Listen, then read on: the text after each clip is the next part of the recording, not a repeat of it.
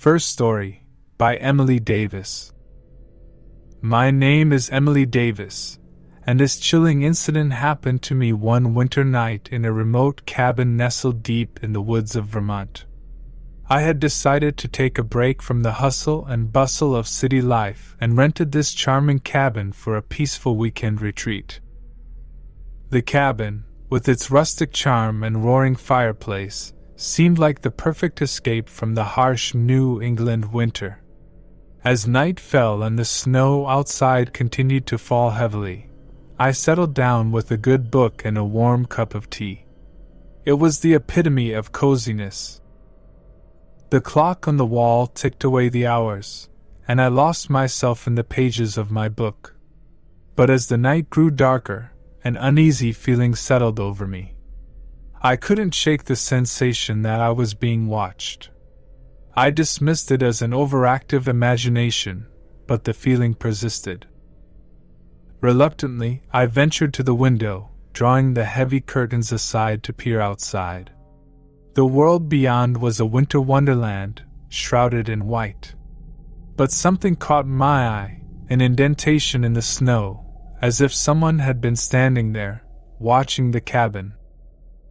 My heart raced as I considered the possibility of an intruder in this desolate wilderness.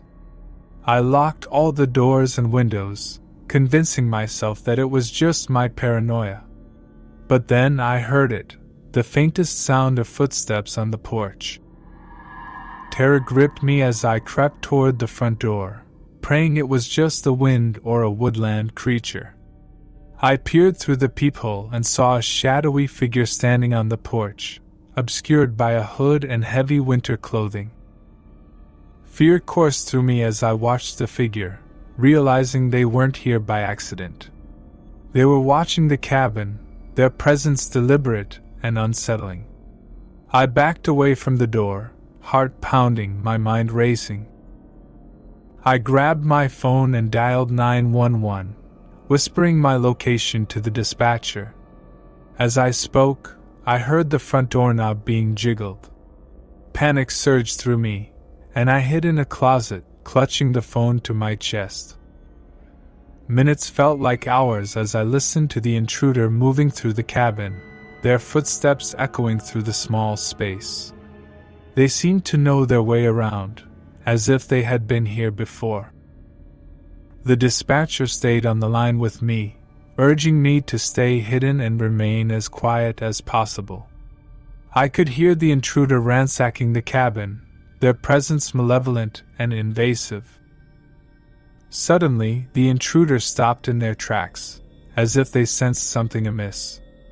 I held my breath, praying they wouldn't discover my hiding place. They began to approach the closet, their heavy boots drawing closer. With trembling hands, I prepared to defend myself, clutching a heavy flashlight as a makeshift weapon. The closet door swung open, and the intruder's eyes met mine. Fear and shock filled their face as I swung the flashlight, striking them in the head. The intruder staggered back, cursing and disoriented. I seized the opportunity to flee, sprinting through the cabin's back door and into the frigid night. I didn't stop running until I reached a neighbor's house, where I was safe.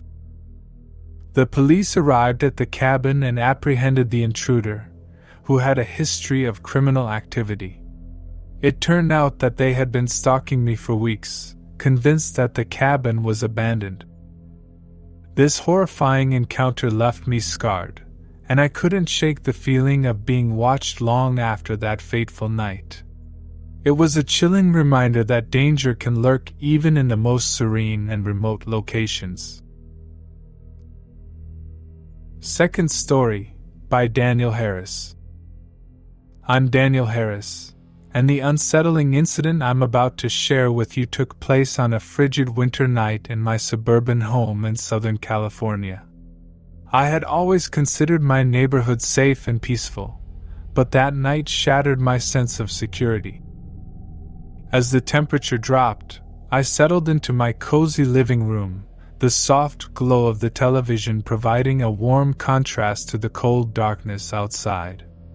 My wife was visiting her parents, leaving me alone for the weekend. I was enjoying the solitude, relishing the opportunity to unwind. Around midnight, I decided to check my security camera system, a recent addition to our home. It allowed me to monitor the property and ensure everything was in order.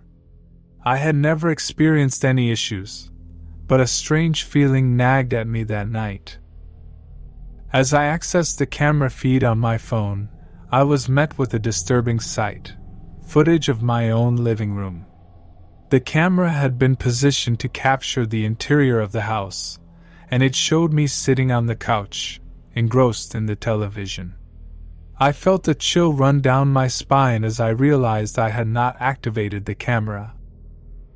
The footage continued, and I watched in horror as the camera panned to show the hallway leading to the bedrooms. I had no control over the camera's movement, and it seemed to be operated remotely. I could see the dimly lit hallway, a sense of dread growing with each passing second. My heart raced as I watched the camera zoom in on the bedroom door. The door began to creak open slowly, revealing the dark interior. I knew I was alone in the house, and the sight of the door moving on its own sent shivers down my spine. Suddenly, a figure emerged from the bedroom, a silhouette in the darkness. Panic surged through me as I realized someone was in my home, someone who had accessed my security system. I wanted to call the police, but my phone had become unresponsive. The figure moved stealthily through the house, their movements purposeful and sinister. They seemed to know their way around, as if they had been here before. The camera continued to capture their every move, a horrifying voyeuristic experience. As the intruder approached the living room, I could feel their malevolent presence through the screen. They turned and looked directly at the camera, their face obscured by a mask. Fear gripped me as they raised a finger to their lips in a gesture of silence. The intruder moved closer, their eyes never leaving the camera. They seemed to be taunting me, as if they knew I was watching. With a chilling grin, they deactivated the camera, plunging the feed into darkness. I sat there in shock, my heart pounding in my chest. I knew I had to act quickly, so I called 911, explaining the situation and providing them with my address. The police arrived shortly thereafter and conducted a thorough search of the house. To our astonishment, they found no signs of forced entry, and the intruder was long gone. The security camera system had been tampered with, leaving no trace of the sinister footage I had witnessed. The incident left me shaken, and I couldn't help but feel violated. The feeling of being watched never truly left me, a haunting reminder that even in the safety of your own home, there are unseen threats. Third story, by Michael Anderson. I'm Michael Anderson, and this harrowing tale unfolded during a winter night in my secluded cabin deep in the heart of the Colorado Rockies. The cabin had been in my family for generations, a place of cherished memories and tranquility. But on that fateful night, it became the setting for a nightmarish discovery. The snow had been falling steadily for hours, covering the landscape in a pristine white blanket. I had come to the cabin for some much-needed solitude, a respite from the demands of everyday life. The isolation was comforting, and the only sounds were the crackling fire and the howling wind outside. As the night wore on, I decided to explore the cabin's nooks and crannies, a pastime I had enjoyed since childhood. I made my way to the basement, a dimly lit space filled with forgotten heirlooms and dusty relics of the past. It was a place I had always found intriguing, a treasure trove of family history. As I perused the shelves, something caught my eye, a section of the wall that appeared different from the rest. It was as if the paneling had been replaced, but not very well. Curiosity piqued. I pressed on the panel, and it swung open to reveal a hidden room beyond. My heart raced as I stepped into the secret chamber, the air heavy with a sense of foreboding. The room was small and windowless, illuminated only by a single bare light bulb hanging from the ceiling. What I saw next sent shivers down my spine. The walls of the hidden room were covered in photographs of me. They spanned years, capturing moments from my life, from childhood to adulthood. There were pictures of me at the cabin, at work, and even in my own home. It was as if someone had been spying on me for years. My mind reeled as I tried to make sense of the eerie tableau. Who had taken these photos, and why? Panic surged through me as I realized the gravity of the situation. Someone had been watching me, tracking my every move, and had gone to great lengths to keep their surveillance a secret. As I examined the photographs further, I noticed a series of handwritten notes scattered among them. The notes contained cryptic messages, references to my daily routines, and even details of my most private moments. It was as if the intruder had been studying me, learning my habits and behaviors. Fear and anger welled up inside me, and I knew I had to take action. I contacted the local authorities, who conducted a thorough investigation of the cabin.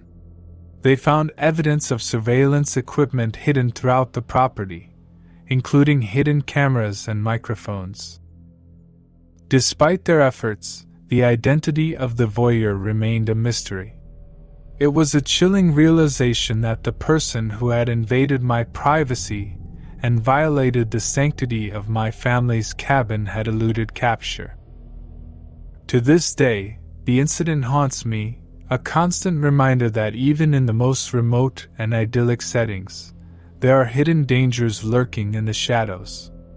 My peaceful retreat had become a battleground of fear and paranoia, forever altering my perception of the world.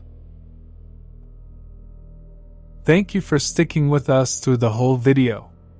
Also, I recommend you this video you see on screen, one of the scariest on my channel. If you haven't already, don't forget to subscribe and like this video. This helps me bring you more thrilling content every day. If this video sent shivers down your spine, let me know in the comments.